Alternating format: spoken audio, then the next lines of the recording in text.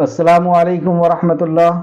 ان الحمد للہ نحمده ونستعینه ونستغفره ونعوذ باللہ من شرور انفسنا ومن سیئات اعمالنا من يهده الله فلا مضل له ومن يضلل فلا هادي له واشهد ان لا اله الا الله واشهد ان محمدا عبده ورسوله رب اشرح لي صدري ويسر لي امري وحلل عقدۃ من لسانی یفقہوا قولی۔ ہر قسم کی تعریف اور شکر اللہ رب العزت کے لیے لائق اور زیبا ہے، جو ساری کائنات کا ایک و تنہا خالق، مالک، مربی اور منتظم ہے۔ درود و سلام ہو انبیاء اکرام پر، خصوصاً نبی مکرم رحمت للعالمین امام الانبیاء محمد صلی اللہ علیہ وسلم پر اور آپ کے اصحاب پر۔ معزز سامعین اکرام، آج انشاءاللہ تعالی سورہ اعراف کی آیت نمبر 186 سے کلاس رہے گی۔ اعوذ باللہ من الشیطان الرجیم، اے اللہ ہم تیری پناہ میں آتے ہیں شیطان سے۔ بسم اللہ الرحمن الرحیم، اللہ کے نام سے جو رحمان اور رحیم ہے۔ لفظی ترجمے پہ غور کریں۔ آیت نمبر 186 سورہ اعراف۔ من جسے، یضلل اللہ بھٹکا دیتا ہے اللہ، فلا پس نہیں، ہادیا کوئی ہدایت دینے والا، لہو اسے، وَيَذَرُوهُمْ اور وہ چھوڑ دیتا ہے انہیں، فی طغیانہم ان کی سرکشی میں، یا مہون وہ سرگردہ پھرتے ہیں۔ اللہ جسے ہدایت نہ دے اسے کوئی ہدایت دینے والا نہیں، اور وہ ان کی سرکشی میں اللہ رب العزت انہیں اور ڈھیل دے دیتا ہے اور وہ اسی میں سرگرم رہتے ہیں۔ آیت نمبر 187۔ یسألونک وہ پوچھتے ہیں آپ سے، وہ سوال کرتے ہیں آپ سے، ان الساعۃ اس گھڑی کے بارے میں، یعنی اس قیامت کی گھڑی کے بارے میں، ایانا کب ہے، مرسہا ٹھہرنا اس کا، یعنی وہ آپ سے قیامت کے بارے میں پوچھتے ہیں کہ قیامت کب ٹھہرے گی، کب آئے گی۔ قل کہہ دیجئے، انما بے شک، علم اس کا، اندہ پاس ہے، ربی میرے رب کے، تو ان سے کہہ دیجئے کہ اس کا علم میرے رب کے پاس ہے، رب ہی جانتا ہے قیامت کب قائم ہوگی۔ لا یجلیہا نہیں ظاہر کرے گا اسے، لوقتہا اس کے وقت پر، الا مگر، ہوا وہی اس کو اس کے وقت پر ظاہر کرے گا۔ اللہ رب العزت ہی قیامت کو قیامت کے وقت پر لے کر کے آئے گا۔ ثقلت بھاری ہوگی، فی السماوات آسمانوں میں، والارض اور زمین میں، یعنی وہ حادثہ زمین و آسمان کا ایک بڑا حادثہ ہوگا۔ لا تاتیکم نہیں وہ آئے گی تمہارے پاس، الا مگر، بغتتا اچانک آئے گی، وہ نہیں آئے گی تمہارے پاس الا مگر بغتتا اچانک، تو قیامت اچانک آئے گی تمہارے پاس، اس کی پہلے سے تمہیں خبر نہیں ہوگی۔ یسألونک وہ پوچھتے ہیں آپ سے، کأنک گویا کہ آپ، حفی پورے باخبر ہوں، انہا اس سے، مطلب وہ آپ سے ایسا پوچھتے ہیں کہ جیسے آپ پورے باخبر ہیں، آپ جانتے ہیں اس کے بارے میں، اس قیامت کے بارے میں، ایسا پوچھتے ہیں وہ آپ سے۔ قل کہہ دیجئے، انما بے شک، علم اس کا، عند اللہ پاس ہے اللہ کے، ولکن اور لیکن، اکثر الناس اکثر ناس لوگ، لا یعلمون نہیں وہ جانتے، اس کا علم اللہ کے پاس ہے لیکن اکثر نہیں جانتے۔ قل کہہ دیجئے، لا املکو نہیں ہوں میں مالک، لا املکو نہیں ہوں میں مالک، لنفسی اپنی نفس کے لیے، نفع کسی نفع کا، ولا اور نہ، ضرن کسی نقصان کا، یعنی میں مختار کل نہیں ہوں، میں اپنے لیے بھی کسی نفع نقصان کا مالک نہیں ہوں، الا مگر، ما جو، شاء چاہے، اللہ جو چاہے وہ ہوگا، میں اپنے نفع نقصان کا بھی مالک نہیں ہوں۔ ولو اور اگر، کنتو ہوتا میں، عالم میں جانتا، غیب کو، اگر میں غیب کو جانتا ہوتا، لستکثرتو البتہ کثرت سے لے لیتا میں، من الخیر بھلائی اس سے، اگر میں غیب جانتا ہوتا تو کثرت سے بھلائی کو سمیٹ لے لیتا۔ وما اور نہ، مسنیا پہنچتی مجھے، سوء کوئی تکلیف، اور کوئی تکلیف مجھے نہیں پہنچتی۔ ان نہیں ہوں، انا میں، الا مگر، نذیر नजीर डराने वाला, व बशीर और बशारत सुनाने वाला, लिकौमी उन लोगों को, उस कौम को, युमिनून जो ईमान लाते हैं। आए तफसीर की तरफ, आयत नंबर 186, जिसे अल्लाह गुमराह करे दे तो उसे कोई हिदायत देने वाला नहीं, और वो उन्हें छोड़ देता है कि वो अपनी सरकशी में भटकते फिरे। क्यों अल्लाह रब्बुल इज्जत ने इसे हिदायत नहीं दिया, उसका जिक्र आखिरी जुमले में किया। समात फरमाया फिर से, जिसे अल्लाह गुमराह कर दे तो उसे कोई हिदायत देने वाला नहीं। एक ही खबर दे दी गई कि हिदायत का इख्तियार सिर्फ अल्लाह रब्बुल इज्जत के इख्तियार में, हिदायत सिर्फ अल्लाह के इख्तियार में। क्यों? क्योंकि अल्लाह जानता है कौन हिदायत का मुस्तहिक है, कौन हिदायत के लायक है, कौन हिदायत तलब कर रहा है, कौन हिदायत की तरफ आना चाह रहा है, कौन अल्लाह रब्बुल इज्जत की इताअत और फरमाबरदारी करना चाहता है, कौन अल्लाह की इबादत करना चाहता है। अल्लाह जबरदस्ती अपनी इबादत नहीं कराना चाहता। तो जो अल्लाह की तरफ रुजू करता है, अल्लाह उसको जानता है कि हाँ ये मुस्तहिक है, इसलिए अल्लाह उसे हिदायत देता है। तो पहली खबर दी गई कि ये इख्तियार अल्लाह का है। और इस आज की क्लास में हम देखेंगे कि जो इख्तियारात अल्लाह सुब्हानहू व तआला के हैं, वो इख्तियारात किसी और के नहीं। मुख्तार कुल अल्लाह, आलमुल गैब अल्लाह, गैब का जानने वाला अल्लाह, क़यामत कब कायम होगी इसकी खबर रखने वाला अल्लाह। तो ये इख्तियार किसी और का नहीं हो सकता, किसी मखलूक का नहीं हो सकता। तो जिसे अल्लाह गुमराह करे उसे कोई हिदायत नहीं देता। तो अल्लाह किसे हिदायत देता है? जो हिदायत का तलबगार होता है। यहां क्यों गुमराह करने की बात आई? आगे अल्लाह सुब्हानहू व तआला फरमाया, वो उन्हें छोड़ देता है जो अपनी सरकशी में भटकते फिरते हैं। तो वो सरकस है, वो नाफरमान है। तो अल्लाह रब्बुल इज्जत ने उसको उसकी नाफरमानी में छोड़ दिया और उसे हिदायत से महरूम कर दिया। तो हिदायत, इसका हक अल्लाह रब्बुल इज्जत के इख्तियार में है। अल्लाह जिसे चाहता है उसे हिदायत अता फरमाता है, और अल्लाह किसे हिदायत देता है? जो हिदायत का तलबगार होता है। आयत नंबर 187, 187, यसअलूनका अनिस्साअति, ए नबी मुकर्रम वो लोग आपसे क़यामत के बारे में सवाल करते हैं कि उसके वाक़े होने का वक्त कौन सा है। ये सवाल के दो तरह के अंदाज हैं। जैसा कि दूसरे मकाम पे अल्लाह सुब्हानहू व तआला फरमाया सूरह मुल्क के अंदर आयत नंबर 25 में, और काफिर कहते हैं कि अगर तुम सच्चे हो तो ये वईद कब पूरी होगी। यानी नबी करीम सल्लल्लाहु अलैहि वसल्लम से सवाल करते हैं कि आप क़यामत की धमकी देते हैं। क़यामत के उनको ऐसा लगता है कि ये धमकी है, लेकिन ये एक हकीकत खबर है कि अल्लाह रब्बुल इज्जत ने इस दुनिया में हमें एग्जाम के लिए पहुंचाया है और हमसे हमारे आमाल का हिसाब लेने के लिए क़यामत को कायम करेगा। तो इन्हें जब बताया जाता है कि तुम्हें मरना है, अपने रब के सामने हाजिर होना है, तो ये कहते हैं कि हमें धमकी देते हैं और ये कहते हैं कि आप क़यामत कहते हो, कब आएगी, ले आओ हम पर क़यामत। तो इस अंदाज में ये सवाल करते हैं। और काफिर कहते हैं अगर तुम सच्चे हो तो ये वईद कब पूरी होगी। तो इनको काफिर क्यों कहा? क्योंकि उन्हें ये बात हकीकत नहीं लग रही कि क़यामत कायम होगी।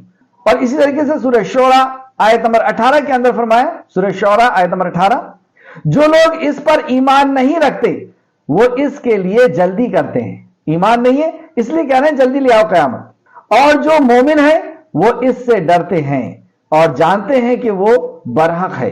जो मोमिन है वो जानते हैं कि ये बरहक है, कि क़यामत एक दिन आएगी और हमें अपने खालिक और मालिक के सामने हाजिर होना होगा।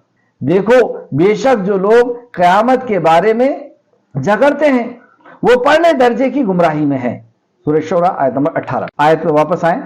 ए नबी मुकर्रम सल्लल्लाहु अलैहि वसल्लम, ये लोग आपसे क़यामत के बारे में सवाल करते हैं कि इसके वक़ू होने का वक्त कौन सा है, इसके वाक़े होने का वक्त कौन सा है। कह दीजिए इसका इल्म तो मेरे रब ही के पास है, वही उसे उसके वक्त पर जाहिर करेगा, वही अल्लाह उसको उसके वक्त पर जाहिर करेगा। तो इसका इल्म सिर्फ अल्लाह सुब्हानहू व तआला के पास है। वो आसमान और जमीन में भारी हादसा होगा। क़यामत आसमान और जमीन का एक भारी हादसा होगा। वो क़यामत तुम्हारे पास अचानक ही आएगी, वो क़यामत तुम्हारे पास अचानक ही आएगी।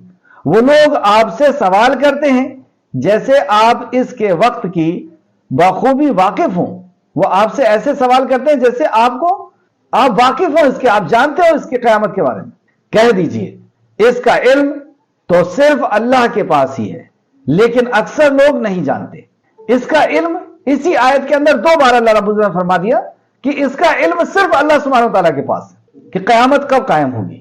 اس طریقے سے سورہ لقمان آیت نمبر 34 کے اندر بھی اللہ سبحانہ تعالیٰ نے فرمایا ان اللہ عندہ علم الساعہ، بے شک اللہ تعالیٰ ہی کے پاس قیامت کا علم ہے۔ سورہ لقمان آیت نمبر 34۔ ایک حدیث سے بھی ہم کو پتہ چلتا ہے جو متفق علیہ روایت ہے، حدیث جبرائیل، کہ جبرائیل علیہ السلام انسان کی شکل میں نبی مکرم صلی اللہ علیہ وسلم کی مجلس میں حاضر ہوئے اور مجلس کا سینہ چیرتے ہوئے یعنی لوگوں کو ہٹاتے ہوئے نبی مکرم کے بالکل سامنے جا کر کے بیٹھ گئے اور آپ کے بالکل قریب ہو گئے۔ امام نووی رحمۃ اللہ علیہ جو مسلم شریف کی جنہوں نے شرح کی ہے وہ اس حدیث کی شرح کرتے ہوئے کہتے ہیں کہ تاکہ لوگوں کا دھیان جو ہے وہ یہاں پر آ جائے کہ اب ایسی کون سی خاص بات، یہ کون شخص ہے جو اتنی جواں مردی سے اتنی دلیری کے ساتھ مجلس کے سینے کو چیر کر کے نبی مکرم کے سامنے جا کر کے بیٹھ رہے ہیں، ضرور یہ کوئی خاص شخص ہے اور خاص بات ہونے والی، تاکہ ساری مجلس کا دھیان جو ہے وہ اس بات کی طرف آ جائے۔ بہرحال سوال کرتے اسلام کیا ہے، ایمان کیا ہے، احسان کیا ہے، اور پھر اس کے بعد آپ نے سبھی سوالوں کے جواب دیے، اور جب رسول اللہ جواب دیتے تھے تو وہ کہتے تھے آپ نے ٹھیک کہا۔ راوی کہتے ہیں کہ مجھے بہت تعجب ہوا کہ یہ کیسا سائل ہے، کیسا سوال کرنے والا ہے کہ جواب اسے پتا ہے اس لیے یہ کہتا ہے کہ ہاں آپ نے ٹھیک کہا۔ اور پھر چوتھا سوال آپ نے کیا کہ قیامت کب آئے گی، تو نبی مکرم صلی اللہ علیہ وسلم نے فرمایا کہ جس سے پوچھا جا رہا ہے اور جو پوچھ رہا ہے وہ دونوں اس کا علم نہیں رکھتے، یعنی جبرائیل علیہ السلام کو بھی اس کا علم نہیں ہے کہ قیامت کب آئے گی، اور رسول مکرم صلی اللہ علیہ وسلم کو بھی اس کا علم نہیں ہے کہ قیامت کب آئے گی۔ یہ اللہ کی اختیار کی بات ہے، اللہ ہی جانتا ہے کہ قیامت کو کب قائم کرے گا اور اس کے وقت پر اللہ رب العزت اس کو قائم کرے گا۔ اسی طریقے سے اولو العزم پیغمبر بھی قیامت کی گھڑی کے بارے میں نہیں جانتے۔ اس تعلق سے ایک حدیث جو مسند احمد میں لے کر کے آئے ہیں، تفسیر ابن کثیر جلد نمبر 2 صفحہ نمبر 732، معراج کی رات ابراہیم علیہ السلام، موسیٰ علیہ السلام اور عیسیٰ علیہ السلام سے میری ملاقات ہوئی۔ رسول اللہ صلی اللہ علیہ وسلم فرماتے ہیں کہ جب میں معراج پہ گیا تو میری ابراہیم علیہ السلام اللہ کے خلیل، موسیٰ علیہ السلام جنہوں نے اللہ رب العزت سے براہ راست کلام کرتے تھے، اور عیسیٰ علیہ السلام سے میری اولو العزم پیغمبر ہیں تینوں، اور 4 پیغمبر یعنی رسول اللہ صلی اللہ علیہ وسلم یہ چاروں مل کر کے بات کر رہے ہیں، تو انہوں نے قیامت کا ذکر کیا، قیامت کا ذکر کیا کب آئے گی، اور اس معاملے کو حضرت ابراہیم علیہ السلام کے سپرد کر دیا کہ ابراہیم علیہ السلام سے ہم جان لیتے ہیں قیامت کب آئے گی، تو حضرت ابراہیم علیہ السلام نے فرمایا مجھے اس کا علم نہیں۔ پھر انہوں نے حضرت موسیٰ علیہ السلام کے سپرد کر دیا تو انہوں نے فرمایا مجھے اس کا علم نہیں۔ پھر انہوں نے حضرت عیسیٰ علیہ السلام کے سپرد کر دیا تو انہوں نے فرمایا جہاں تک قیامت کے دھماکے کا تعلق ہے تو اس کا اللہ تعالیٰ کے سوا کسی کو علم نہیں ہے۔ یہ بات اسی طرح ہے، یہ بات اسی طرح ہے کہ اس کا علم صرف اللہ سبحانہ تعالیٰ کو ہے۔ ہاں البتہ اللہ تعالیٰ نے مجھے یہ ضرور فرمایا ہے کہ دجال خروج کرنے والا ہے، اور اس وقت میرے پاس 2 چھڑیاں ہوں گی، جب وہ مجھے دیکھے گا تو اس طرح پگھل جائے گا جیسے سیسا پگھلتا ہے، تو اللہ تعالیٰ اسے ہلاک کر دے گا۔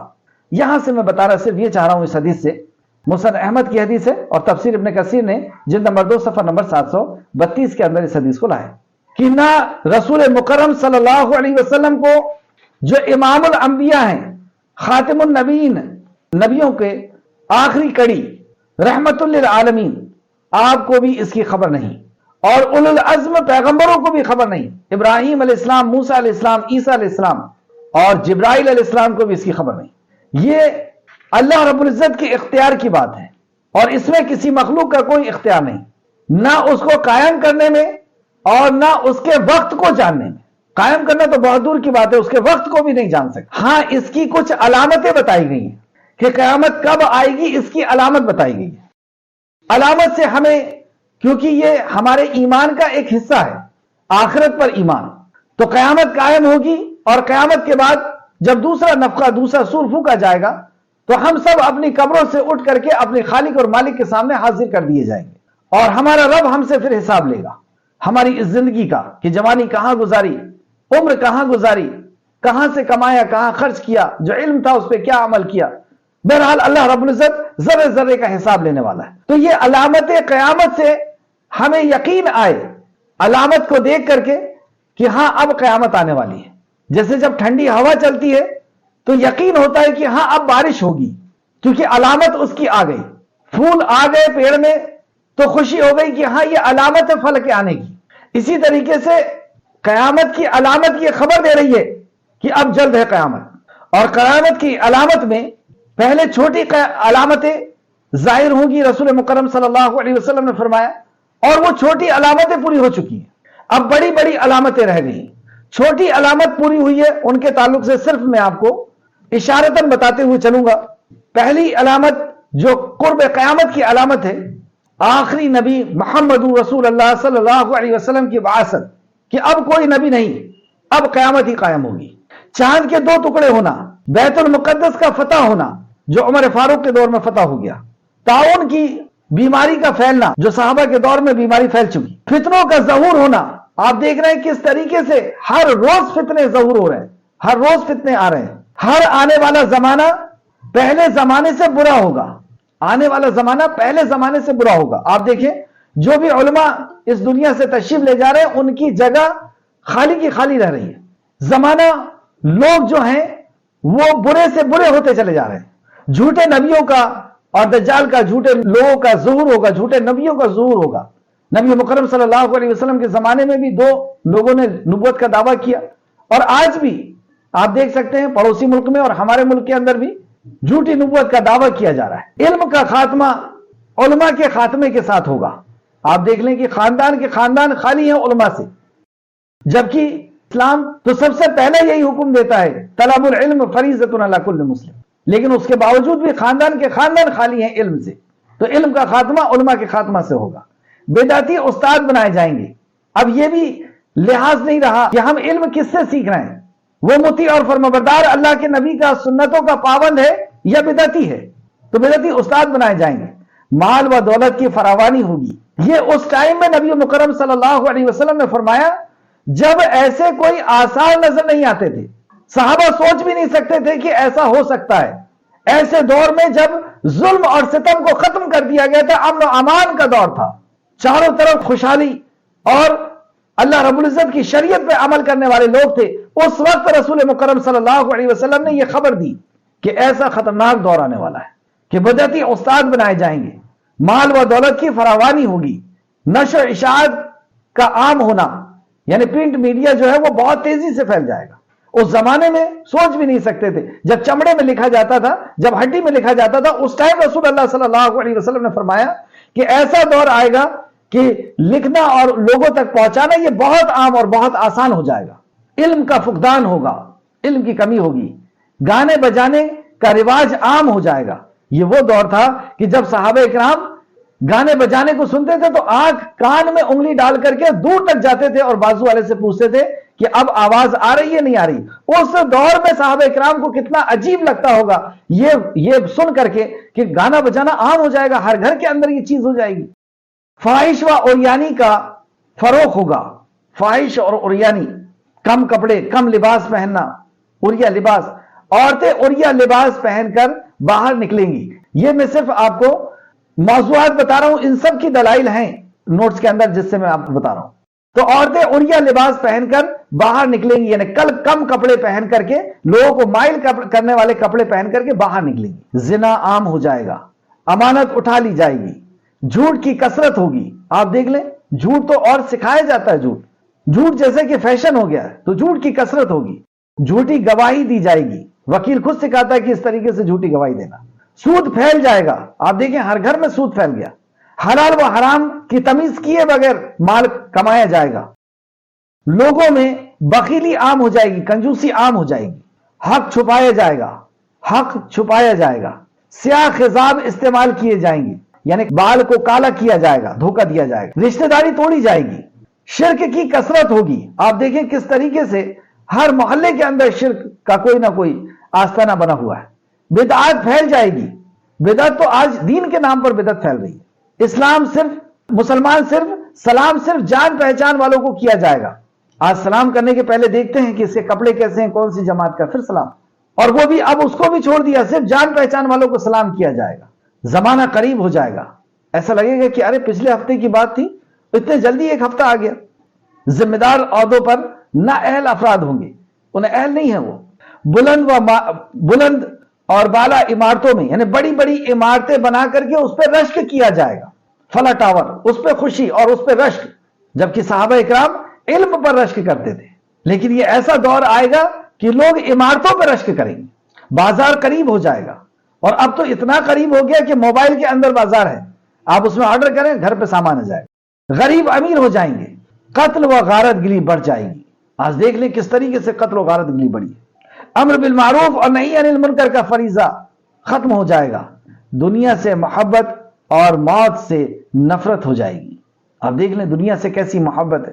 عرب کی زمین سرسبز اور شاداب ہو جائے گی، ہریالی آ جائے گی عرب کی زمین میں۔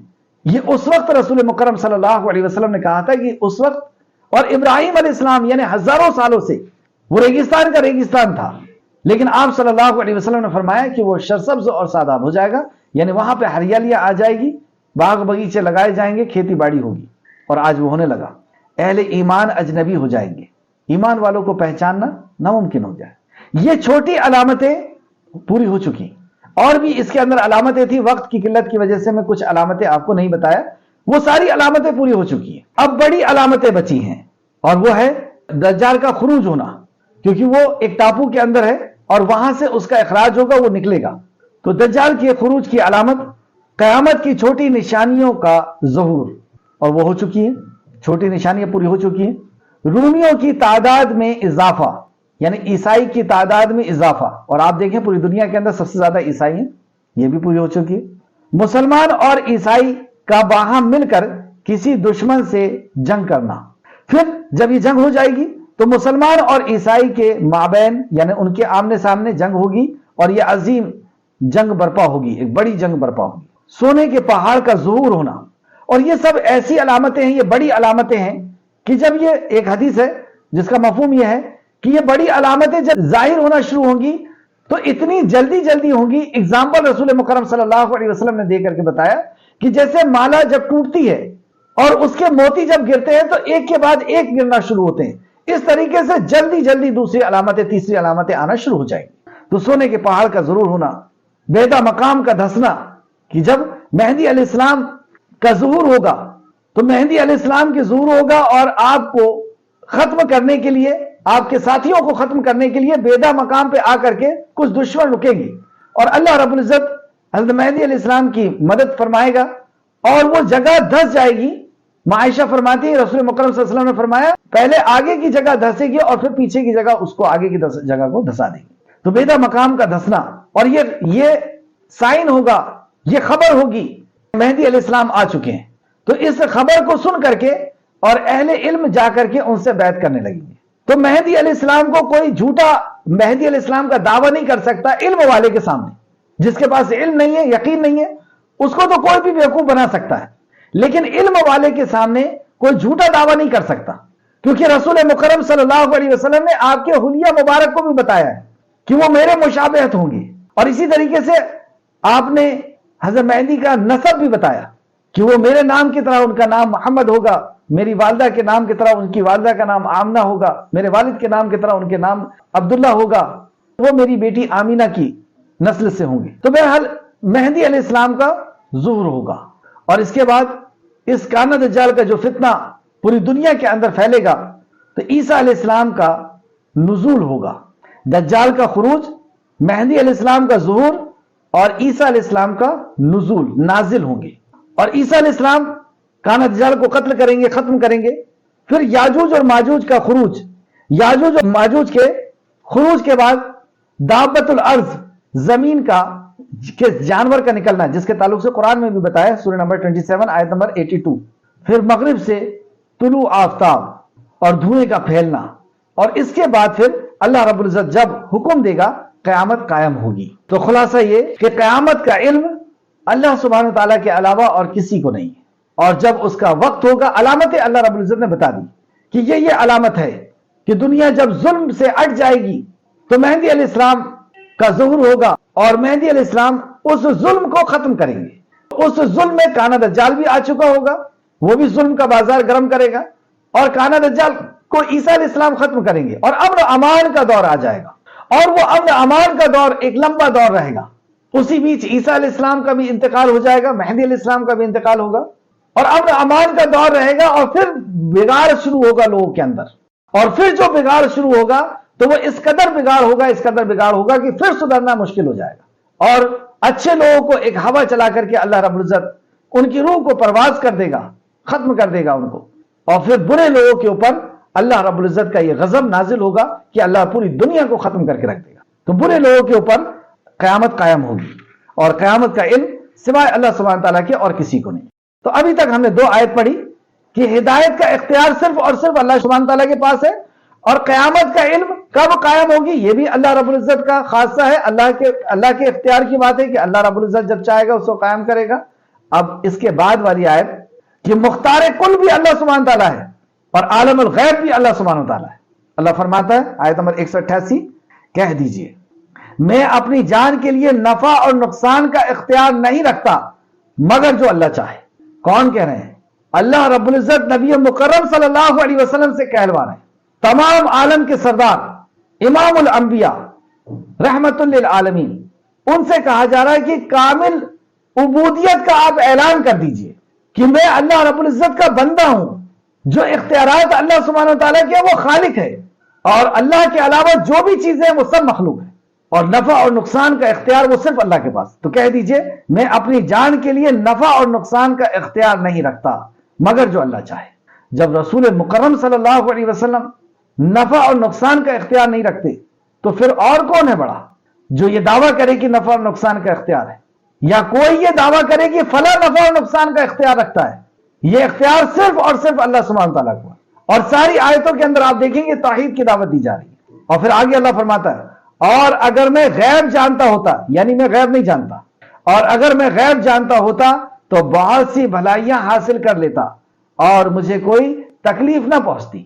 آپ دیکھیں جنگ احد کے اندر اگر رسول مکرم صلی اللہ علیہ وسلم کو غیب کا علم ہوتا تو وہ 70 صحابی کو آپ روک دیتے کہ مت جاؤ، وہاں تمہیں قتل کر دیا جائے گا۔ اور بھی بے شمار اگر آپ سیرت کا مطالعہ کریں، یہ اصل میں یہ صفت ہے اللہ سبحانہ تعالیٰ کی، اور جو اللہ کی صفت ہے لیسا کمثلہ شیء، اس کے مثل کوئی نہیں، کیونکہ اس کے مثل اگر ہم نے کسی اور کو تصور کیا تو یہ اللہ رب العزت کی ذات میں، اس کی صفات میں ہم نے شرک کیا، اس کی صفت کے اندر شرک کیا۔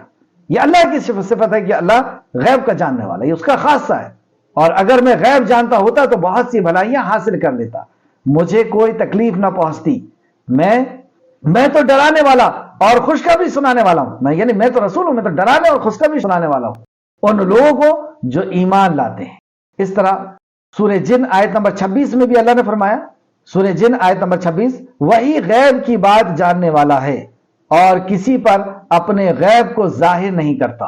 وہ غیب کا جاننے والا ہے اور اپنا غیب وہ کسی کے اوپر ظاہر نہیں کرتا۔ کتنی صاف کلیئر آیت۔ سورہ انعام آیت نمبر 50 کے اندر بھی آپ دیکھیں، کہہ دیجئے میں تم سے نہیں کہتا کہ میرے پاس اللہ کے خزانے ہیں۔ مختار اللہ ہے، اللہ کے پاس خزانے، وہ جس کو چاہے جتنا عطا فرمائے۔ تو یہاں پر بھی کہ اپنی عبودیت کا آپ اعلان کر دیجئے ان الفاظوں کے ساتھ کہ کہہ دیجئے میں تم سے نہیں کہتا کہ میرے پاس اللہ کے خزانے ہیں، یعنی میں تمہیں کچھ نہیں دے سکتا۔ اور جب رحمت للعالمین امام الانبیاء یہ کہیں تو ان سے بڑا تو کسی کا مقام و مرتبہ نہیں، یہ تو سید المرسلین ہے۔ تو کہہ دیجئے میں تم سے نہیں کہتا کہ میرے پاس اللہ کے خزانے، یعنی اللہ کا خزانہ اللہ ہی کے پاس ہے، وہ جس کو چاہے جتنا عطا فرمائے۔ اور نہ میں غیب جانتا ہوں، یہ قرآن کی آیت، اور نہ میں غیب جانتا ہوں، اور نہ میں تم سے کہتا ہوں کہ میں فرشتہ ہوں، میں پیروی نہیں کرتا مگر اس کی جو میرے طرف وحی کی جاتی ہے، جو اللہ کا فرمان میرے تک آتا ہے میں اس کی پیروی کرتا ہوں۔ سورہ انعام آیت نمبر 59، اور اس کے پاس یعنی اللہ کے پاس غیب کی چابیاں ہیں۔ سورہ انعام آیت نمبر 59، اور اس کے پاس یعنی اللہ کے پاس غیب کی چابیاں ہیں، انہیں اس کے سوا کوئی نہیں جانتا، یہ بھی اللہ سبحانہ ہے۔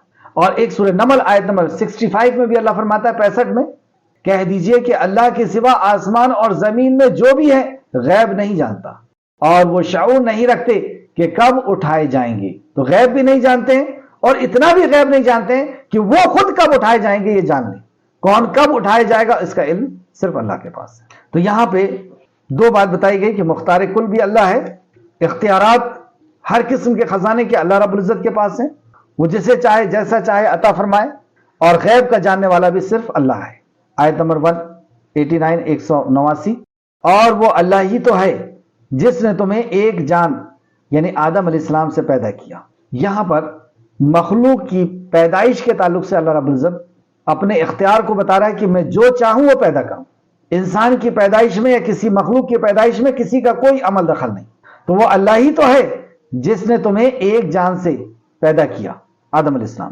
سورہ حجرات میں بھی اللہ نے فرمایا آیت نمبر 13 کے اندر، سورہ حجرات آیت نمبر 13، لوگوں بے شک ہم نے تم کو ایک مرد اور ایک عورت سے پیدا کیا اور تمہیں قومیں اور قبیلے والا بنایا تاکہ ایک دوسرے کو پہچان سکو۔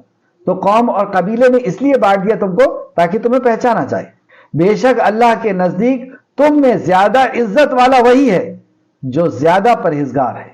تمہیں جاتی برادری کے مطابق کوئی بہتر نہیں ہے، نسل اور خوبصورتی اور دولت یا ڈگریوں کے اعتبار سے کوئی بہتر نہیں ہے۔ بہتر اللہ کے نزدیک کون ہے؟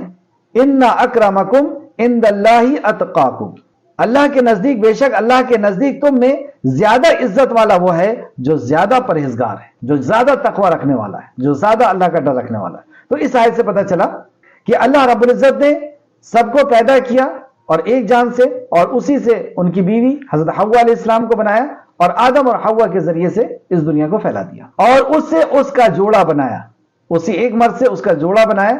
جوڑا کیا؟ تاکہ وہ اس سے سکون حاصل کر سکیں۔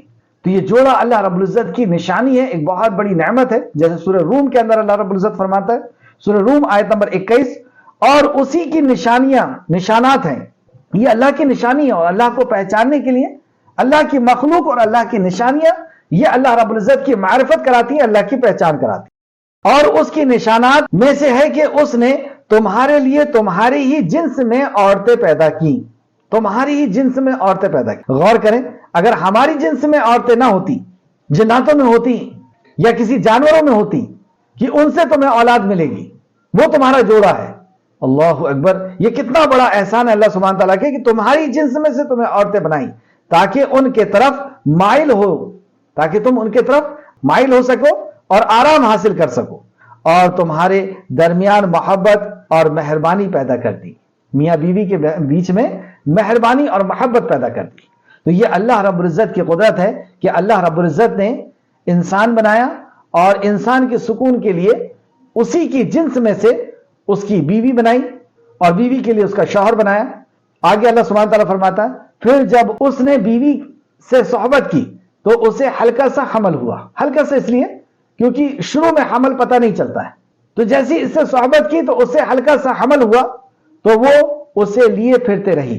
پھر جب وہ بوجھل ہو گئی، یعنی وہ حمل، وہ پریگننٹ تھی اور بڑھ گیا، ٹائم زیادہ ہوا، بوجھل ہو گئی، تو ان دونوں نے یعنی میاں بیوی نے اپنے رب اللہ سے دعا کی، یعنی یہ توحید ربوبیت کے جاننے والے ہیں، اپنے رب سے دعا کر رہے ہیں کہ اگر تو نے ہمیں تندرست بچہ دیا تو ہم ضرور تیرے شکر گزاری کریں گے، کیونکہ اب ڈر ہے کہ بچے کو تو اللہ رب العزت ہی پیدا کر رہا ہے، یہ تندرست ہو، کہیں ایسا نہ ہو کہ یہ کسی کمزوری کا شکار ہو اور اس حالت میں اس کی ولادت ہو جائے۔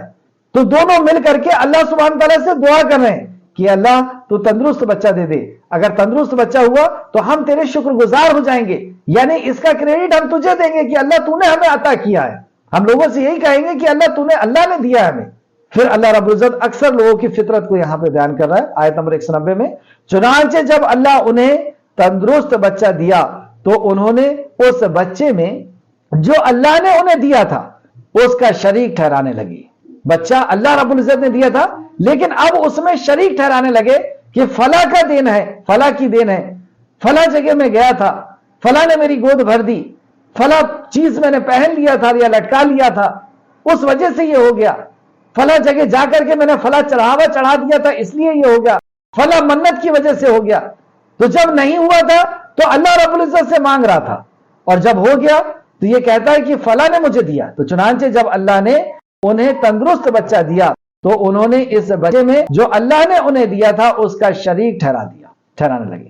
اللہ تعالیٰ اس سے بہت اونچا ہے جو وہ شرک کرتے ہیں کہ وہ اللہ کو چھوڑ کر کے کسی اور کو کہہ رہے ہیں کہ اس نے دیا ہے، یعنی وہ یہ کہہ رہے ہیں چھپی زبان میں کہ اللہ نہیں دے سکتا، اللہ دینے والا نہیں ہے، وہ دینے والا ہے، اس نے مجھے دیا ہے۔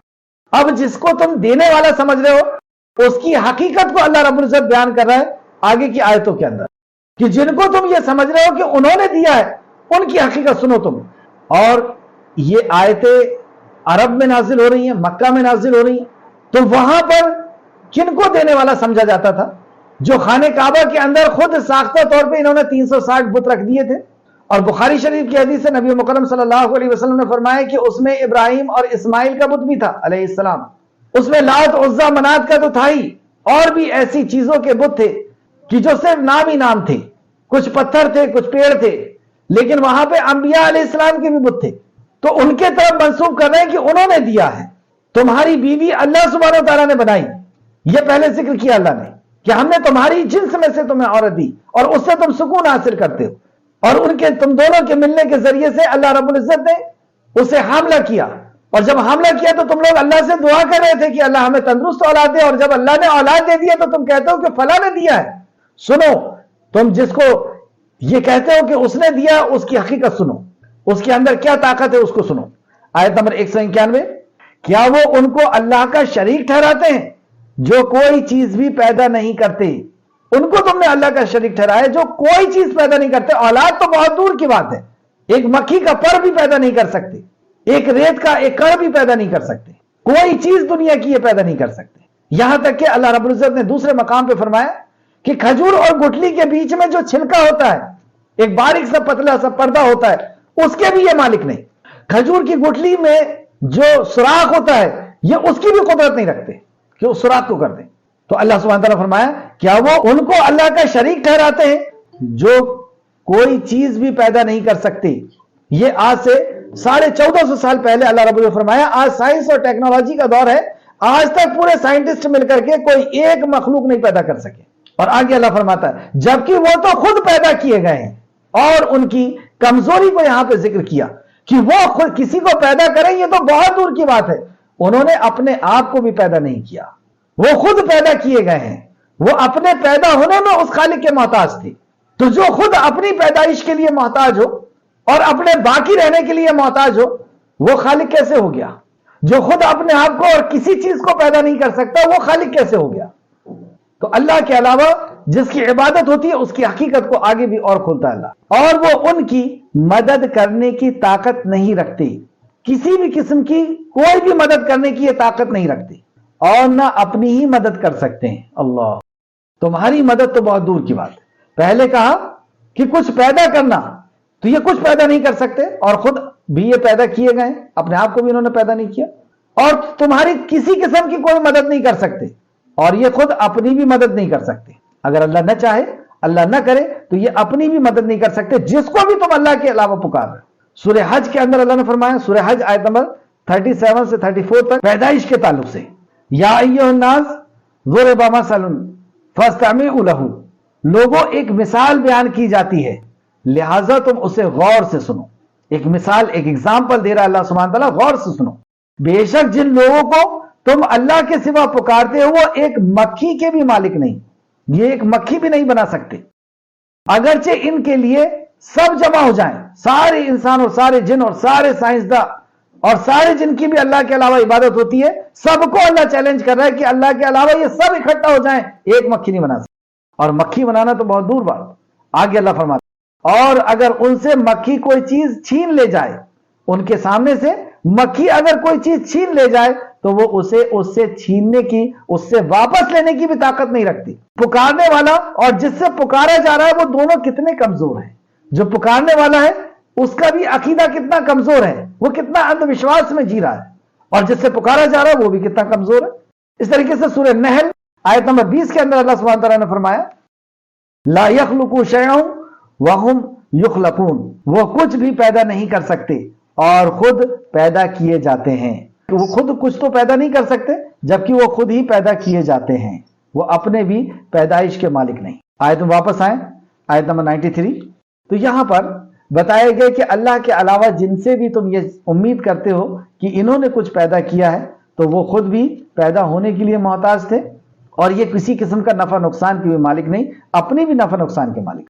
اور اگر تم انہیں ہدایت کی طرف بلاؤ تو وہ تمہاری پیروی نہیں کریں گے, تمہارے لیے برابر ہے کہ تم انہیں ہدایت کی طرف بلاؤ یا خاموش رہو، یعنی تم انہیں بلاؤ یا نہ بلاؤ یہ سب برابر ہے ان کے لیے۔ آگے اللہ فرماتا ہے آیت نمبر 194 میں، بے شک وہ لوگ یعنی جو مشرک ہیں جنہیں تم اللہ کے سوا پکارتے ہو، مشرکوں جنہیں تم اللہ کے سوا پکارتے ہو وہ تمہارے جیسے بندے ہیں، جب تم ان کو پکارو تو انہیں تمہارے پکار کا جواب دینا چاہیے اگر تم سچے ہو۔ جنہیں تم پکار رہے ہو وہ تمہاری طرح بندے ہیں اور وہ تمہاری بات نہیں سن رہے، اگر سن رہے ہوتے تو انہیں چاہیے تھا کہ تمہاری بات کا جواب دیتے، وہ تمہارے جیسے بندے ہیں۔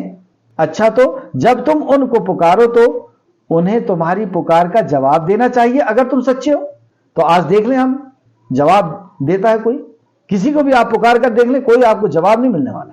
اے نبی مشرکین سے پوچھئے کیا ان کے معبودوں کے ایسے پاؤں ہیں کہ وہ ان سے چل سکیں؟ دیکھیں اللہ رب العزت کتنا توحید کو کتنا ایکسپلین کر کے اس کو کتنا ڈیٹیل میں سمجھا رہا ہے کہ کیا ان سے پوچھئے کہ کیا ان کے پیر ہیں کہ وہ چل سکیں، کیا ان کے ایسے ہاتھ ہیں کہ وہ اس سے پکڑ سکیں، کیا ان کے ایسی آنکھیں ہیں کہ وہ ان سے دیکھ سکیں، کیا ان کے ایسے کان ہیں کہ وہ اس سے سن سکیں۔ اللہ اکبر۔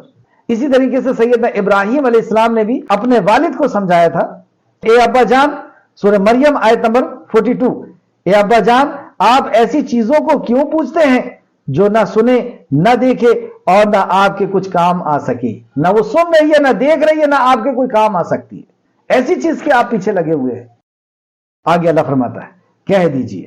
اب دوسری سٹیپ، ایک تو یہ کہ ان کی حقیقت کو بتایا جا رہا ہے کہ وہ جو عرش عظیم کا رب ہے، جو سورج اور چاند کو اپنے وقت مقررہ کے اوپر چلا رہا ہے، جو ہواؤں کو بھیجتا ہے، جو بارش کو برساتا ہے، جو زمین کے اندر سے تمہارے لیے کھانے کی چیز کو نکال کر کے دیتا ہے، اس رب کو چھوڑ کر کے تم ایسی چیزوں کے پیچھے لگے ہوئے ہو جو اس کی مخلوق ہے، جس کو اس نے پیدا کیا، جو پیدا ہونے کا بھی اختیار نہیں رکھتے اور باقی رہنے کا بھی اختیار نہیں رکھتے، تم اس کے پیچھے اس کی عبادت کرنے لگے ہو، جو نہ سنتے ہیں، نہ دیکھتے ہیں، نہ جانتے ہیں، نہ پکڑ سکتے ہیں، نہ چل سکتے ہیں، تم اس کے پیچھے لگے ہوئے ہو۔ اگر اتنی کھلی کھلی بات بھی سمجھ میں نہیں آتی تو اب دوسرا اسٹیپ کہ ان کو اس طریقے سے سمجھایا جائے، اور وہ دوسرا اسٹیپ آپ دیکھیں یہاں پہ بتایا، کہہ دیجئے تم اپنے شریکوں کو بلاؤ پھر تم میرے خلاف تدبیر کرو۔ تمہیں اگر اتنا ہی یقین ہے اپنے باطل معبودوں کا، جھوٹے معبودوں کا، کہ یہ کچھ اختیار رکھتے ہیں، تو میں کہہ رہا ہوں کہ یہ کوئی اختیار نہیں رکھتے، اور تم اگر اختیار کا دعویٰ کرتے ہو تو ان سب کو بلا لو، سب کو اکٹھا کرو، پھر مجھے مہلت نہ دو، پھر مجھے مہلت نہ دو، پھر دیکھو میرا کیا بگاڑتے ہیں یہ لوگ۔ اب یہ دوسرا انداز کہ تم سب مل جاؤ، ان کو جاؤ انہیں بتا دو کہ میں ان سے بیزاری کا اعلان کرتا ہوں، ان کا انکار کرتا ہوں، وہ طاقتوں کا جو اللہ رب العزت کی خاص ہے، وہ صفاتوں کا جو اللہ رب العزت کے لیے خاص ہے، ان ساری صفاتوں کا انکار کرتا ہوں، اور جاؤ ان سے کہو کہ وہ سب مل جائیں اللہ کے علاوہ جتنے بھی باطل معبود ہیں، اور وہ سب مل کر کے مجھ پر ایک دم سے چڑھائی کر دیں، ایک دم سے اٹیک کر دیں، اور وہ ایسا کچھ نہیں کر سکتے۔ تو کہہ دیجئے بے شک میرا کارساز تو اللہ ہی ہے جس نے یہ کتاب نازل فرمائی، اور وہی نیک لوگوں کا کارساز ہے، وہ نیک لوگوں کا کارساز ہے، تم سب مل کر کے کر لو۔ اسی طریقے سے سیدنا ابراہیم علیہ السلام نے بھی اپنی قوم کو سمجھایا، اور جب وہ اس بات کو نہیں مانی، جب ان سے کہا کہ یہ اپنی بھی مدد نہیں کر سکتے، جب وہ قوم نہیں مانی تو سیدنا ابراہیم علیہ السلام نے سب کو توڑ دیا سوائے ایک کے، اور اس لیے کہ لوگ اس کے طرف رجوع کریں، تو سب کو توڑ پھوڑ کر کے دکھا دیا کہ دیکھو ان کے اندر کچھ طاقت نہیں، اگر طاقت ہوتی تو کم سے کم اپنی آپ کی تو حفاظت کر لیتے ہی، انہوں نے اپنی حفاظت بھی نہیں کر سکے۔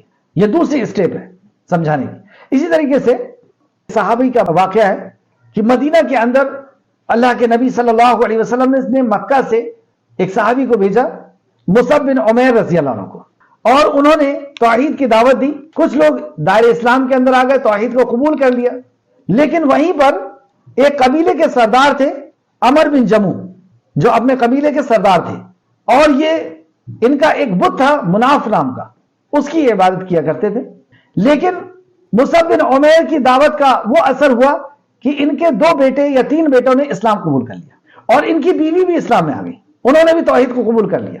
اب یہ پریشان ہے کہ والد صاحب کو کیسے سمجھ میں آئے، اس وقت ان کے والد کی عمر 80 سال ہے، پیر خراب ہو گئے تھے، بیساکھی لے کر کے چلتے تھے، تو بیٹے نے یہ مشورہ کیا کہ رات میں اس بت کو اٹھا کر کے ہم پھینک دیں گے، تاکہ ہمارے والد کو سمجھ میں آئے کہ اس کے اندر تو کوئی جان نہیں تھی، یہ تو اپنی بھی حفاظت نہیں کر سکا۔ پہلے سمجھایا دلائل کے ساتھ کہ نہ یہ دیکھتے ہیں، نہ سنتے ہیں، نہ بات کرتے ہیں، لیکن وہ ماننے کے لیے تیار نہیں، اور وہ کہتے ہیں کہ صدیوں سے میں اس سے مانگتا چلا آیا ہوں، اپنی حاجتیں رکھتا چلا آیا ہوں اور حاجتیں پوری ہوتی رہی ہیں۔ اور کیسے ہوتی تھی؟ ایک لڑکی کو اس بت کے سامنے بٹھالا جاتا تھا، اس کے اوپر کپڑا ڈال دیا جاتا تھا، اور پھر ان کا یہ عقیدہ تھا کہ مناف ان کے اوپر آیا، جیسے ابھی کہتے ہیں نا کہ فلاں آ گئے ان کے اوپر، اور وہ آ کر کے کہتا تھا جو بھی ان کی پریشانی ہوتی تھی اس کو دور کرتا تھا، جیسے محرم وغیرہ میں ابھی بابا لوگ آتے ہیں۔ یہ سب شیطانی حرکت، اور یہ شیطانی آتا ہے اور سوار ہوتا ہے، اور اکثر لوگوں کے اندر تو یہ بیماری ہوتی ہے۔ بہرحال تو اس طریقے سے ان کا ایمان بہت مضبوط تھا، اپنی باطل عقائد کے اوپر ان کا عقیدہ بہت مضبوط تھا عمرو بن جموح کا۔ تو بیٹوں نے مشورہ کیا اور اس بت کو جہاں پر بنو سلمہ کا کچرا پھینکا جاتا تھا وہاں لے جا کر کے اس کو ڈال دیا۔ صبح یہ اٹھے، انہوں نے دیکھا کہ آج تو معبود نہیں دکھ رہا، ادھر ادھر دیکھا، ڈھونڈ رہے ہیں ادھر ادھر، اور بڑبڑاتے بھی جا رہے ہیں کہ ہمارے معبود کے دشمن آ گئے ہیں مدینہ کے اندر۔ بہرحال وہاں پہنچے اور جیسے ہی دیکھا تو کچرے کے اندر پڑے ہوئے، اٹھائے، لے کر کے آئے، نہلائے دھلائے، اس کو عطر وغیرہ لگائے، اور ان کے سامنے ہاتھ جوڑ کر کے کھڑے ہو کر کے حمد ثنا کی، اور کہا کہ آپ کے ساتھ جس نے ایسا کیا ہے وہ تو تباہ ہو جائے گا، وہ برباد ہو جائے گا، اور اس نے یہ کتنی بڑی گستاخی کی، اور مجھے اگر مل جائے تو میں ایسا کروں گا ویسا کروں گا۔ بیٹوں نے دیکھا کہ اس بات کا بھی کوئی اثر نہیں ہوا ہمارے والد کو۔ دوسرے دن جب وہ سو گئے تو پھر اٹھا کر کے لے جا کر کے اسی جگہ میں پھینک دیا۔ دوسرے دن بھی یہ بہت غصے میں آ کر کے ڈھونڈ ڈھانڈ کر کے لے کر کے آئے، نہلائے دھلائے، اس میں عطر وغیرہ لگائے، اور یہ دوسرے دن کا حادثہ تھا، اور زیادہ ناراض تھے۔ تو انہوں نے خود سوچا اور ایک تلوار ان کے ہاتھ میں رکھ دی، مناف کے ہاتھ میں ایک تلوار رکھ دی کہ اب اگر وہ آئے تو تم اس کو قتل کر دینا، جو بھی تمہارے ساتھ یہ بدتمیزی کر رہا اسے قتل کر دینا۔ ایسا مضبوط ان کا عقیدہ تھا اپنے باطل معبود پر۔ اب وہ بہت سکون و اطمینان سے سو گئے۔ صبح ہوئی اور ان بچوں نے اٹھا کر کے اس کو لے جا کر کے وہیں پھینک رہے تھے، لیکن دیکھا کہ ایک کتا مرا ہوا ہے، تو اس کے ساتھ باندھ کر کے اسے ڈال دیا اس کچرے کے ڈھیر میں۔ اب یہ صبح اٹھے، ان کا ذہن کام کرنا بند کر دیا کہ میں نے تو تلوار بھی دے دیا تھا ہاتھ میں، اور اس کے بعد بھی انہوں نے اپنی حفاظت نہیں کی، یہ کیسے ہو سکتا ہے؟ اور جب ڈھونڈنے کے لیے نکلے اور جا کر کے دیکھے کہ اب تو حد ہو گئی کہ وہ تلوار بھی ہاتھ میں ہے اور کتے کے ساتھ بندھے ہوئے وہاں پہ پڑے۔ اب یہ کہتے ہیں، تفسیر ابن کثیر جلد نمبر 2 صفحہ نمبر 739 میں یہ واقعہ نقل کیا ہے، اسی آیت کی تفسیر میں مفسر نے جب ایسا دیکھا تو کہتے ہیں اللہ کی قسم اگر تو واقعی قابل تعظیم ہوتا، اپنے بت کو کہہ رہے ہیں، مناف کو کہہ رہے ہیں کہ اللہ کی قسم اگر تو واقعی قابل تعظیم ہوتا تو اور کتا دونوں ایک جگہ نہ ہوتے۔ اب ان کے ذہن کھل گیا کہ واقعی جو اپنی حفاظت نہیں کر سکتا، جیسے کسی نے دھاگا باندھا ہوا ہے، دھاگے کو آپ اوپر سے کاٹ دیں وہ نیچے گر جائے گا، وہ اپنی حفاظت نہیں کر سکتا، وہ آپ کی حفاظت کیا کرے گا وہ دھاگا؟ تو یہ کہتے ہیں کہ جو یہ تعظیم کے لائق نہیں ہو سکتا جو کتے کے ساتھ اوندھا پڑا ہوا ہے، اور ایسا بڑبڑاتے ہوئے واپس آ رہے ہیں اپنی بیساکھی کے ساتھ، اور کہہ رہے ہیں کہ کیا کہتے ہیں تمہارے نبی؟ بچوں نے بیٹھا اور سورہ فاتحہ یا دوسرا قرآن کی کچھ آیتیں انہیں سنائی، دائر اسلام کے اندر آ گئے، توحید کو قبول کر لیا کہ واقعی وہ رب کو چھوڑ کر کے میں کہاں لگا ہوا تھا، وہ جو عرش عظیم کا رب ہے، وہ جو ساری کائنات کو بنانے اور چلانے والا ہے، جس کے ہاتھ میں ملک کی بادشاہت ہے، جس کے ہاتھ میں ہر کچھ چیز کا کنٹرول ہے، اس کو چھوڑ کر کے میں اس کے پیچھے لگا ہوا۔ اور اتنی مضبوطی کے ساتھ اسلام کے اندر آئے کہ غزوہ احد میں پہلے جنگ بدر ہوئی، انہوں نے کہا کہ میں بھی جنگ میں جاؤں گا، بچوں نے روک دیا کہ نہیں آپ معذور ہیں، اور اس ضعیفی کے عالم میں اور ایسی معذوری کے عالم میں آپ نہیں جا سکتے۔ دوسرے وقت پہلے تو جنگ میں نہیں جانا تھا، محاصرے کے لیے جانا تھا، لیکن اس میں جانے کی اجازت نہیں دی گئی۔ جنگ احد وقت آیا تو آپ کہتے ہیں کہ مجھے شہادت سے کیوں روکتے ہو؟ نبی مکرم تک جب یہ بات پہنچی کہ عمرو بن جموح ایسا کہتے ہیں کہ مجھے شہادت سے کیوں روکتے، تو رسول اللہ نے اجازت دے دی۔ جب گھر سے نکلے تو گھر کی طرف رخ کر کے اپنی بیوی اور بچوں کی طرف دیکھتے ہوئے آخری سلام کرتے ہوئے کہتے ہیں اے اللہ میں اس گھر میں واپس نہیں آنا چاہتا، اے اللہ میں واپس اپنے قبیلے کے اندر نہیں آنا چاہتا، مجھے شہادت عطا فرما دے۔ اور اس بیساکھی کے ساتھ 80 سال کی عمر میں اور ایسے اپنے آپ کو پہنچایا اور سپرد کیا اور لڑے اللہ رب العزت کے کلمے کو بلند کرنے کے لیے اور شہید ہو گئے۔ آگے ان کا واقعہ ملتا ہے کہ ان کو شہداء کی قبروں میں جو ہے دفن کیا گیا، اور ابوبکر صدیق کا دور آیا، عثمان غنی کا دور آیا۔ تو جب عثمان غنی کا دور آیا رضی اللہ عنہ کا، تو قبر جو تھی وہ پانی سے بھرنے لگی، شہداء کی قبریں۔ تو حضرت عثمان غنی نے قبروں کو ٹرانسفر کرنے کا کہا، تو ان کی باڈی ویسی کی ویسی نکلی۔ اس میں یہ واقعہ نہیں ہے، اور یہ صحابہ کے درخشاں پہلو اس کتاب کے اندر یہ اللہ بہتر جانتا ہے کہ اس کے اندر کتنی صداقت ہے، لیکن یہ وہ شہید ہیں جو احد کے شہداء میں سے تھے۔ تو اللہ رب العزت اس ذریعے سے بھی اللہ رب العزت ہدایت عطا فرماتا ہے، جو یہاں پر پہلے اس کی حقیقت اللہ رب العزت نے سمجھائی کہ دیکھو نہ وہ دیکھتے ہیں، نہ سنتے ہیں، نہ بولتے ہیں، وہ خود پیدا کیے گئے ہیں، اور وہ نہ پیدا ہونے میں اپنا اختیار تھا ان کا، اور نہ پھر مار کے اٹھ جانے پہ ان کا کوئی اختیار ہے، اور دیکھو وہ اپنے نفع اور نقصان کے بھی مالک نہیں۔ تو اللہ فرماتا ہے آگے کہ کہہ دیجئے تم اپنے شریکوں کو بلاؤ، پھر تم میرے خلاف جو چاہو تدبیر کرو، جو چاہو پلاننگ کر لو میرے خلاف، پھر مجھے مہلت نہ دو۔ تو دیکھو کیا تمہارے یہ معبود کچھ کرتے ہیں میرے لیے؟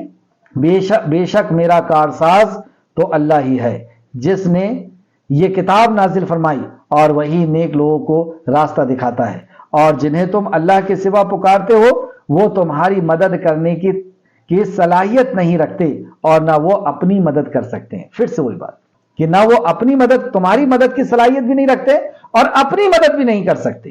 اور آخر آیت آج کی کلاس کی، اور اگر تم انہیں ہدایت کی طرف بلاؤ تو وہ سن نہ پائیں گے، مطلب تم انہیں کچھ آواز دو تو وہ تمہاری آواز کا کوئی جواب نہیں دیں گے، نہ سن پائیں گے۔ اور اے نبی صلی اللہ علیہ وسلم آپ انہیں دیکھتے ہیں کہ وہ آپ کی طرف دیکھ رہے ہیں حالانکہ وہ نہیں دیکھتے۔ ایسا لگ رہا ہے آپ کو کہ وہ آپ کی طرف دیکھ رہے ہیں، لیکن در حقیقت یہ ہے کہ وہ آپ کی طرف نہیں دیکھتے۔ اس تعلق سے سورہ مریم آیت نمبر 42 میں بھی اللہ نے فرمایا، اسے آپ دیکھ لیں۔ آخر میں اللہ رب العزت سے دعا ہے کہ خالق مالک جو کچھ بھی ہم نے پڑھا اس میں ہمیں مزید غور و فکر کرنے کی تو توفیق عطا فرما۔